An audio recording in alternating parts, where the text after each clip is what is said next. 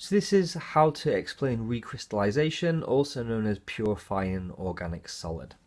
So step one is to assume we're starting with our impure solid. So I've put the actual product in black and the impurities in blue so you can distinguish between them.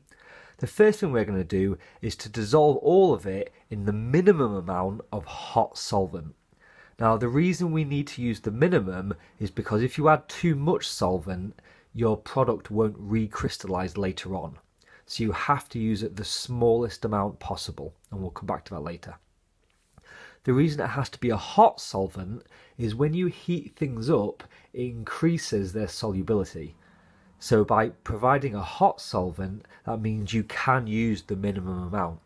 If you used a cold solvent, you would not be using the minimum amount because it would take more to dissolve it. So first of all, we dissolve in the minimum amount of hot solvent, and that will dissolve all of your product and all of your impurities. Step two, we're going to allow this to cool, and as it cools, your product will combine together, they will collide, and they will form some form of lattice and precipitate and get a solid product. All of the impurities, which again are in blue, will remain in the solution. As a little side note, if you was to cool this really quickly, then what will happen is some of these impurities will get trapped in the solid.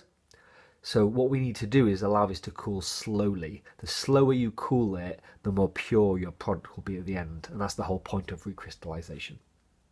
So step two, cool and recrystallize.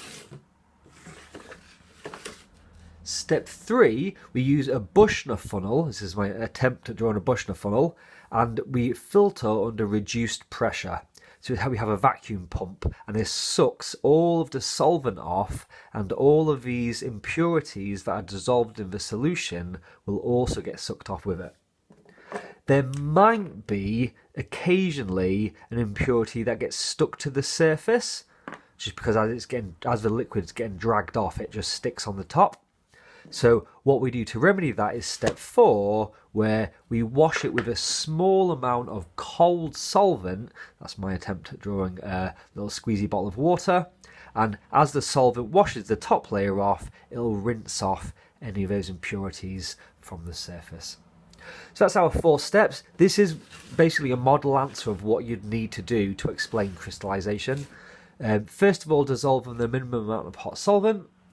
Cool and recrystallize, filter under reduced pressure, and then wash with cold solvent. The 2 key words there are minimum and hot. You've definitely got to mention them. Thank you.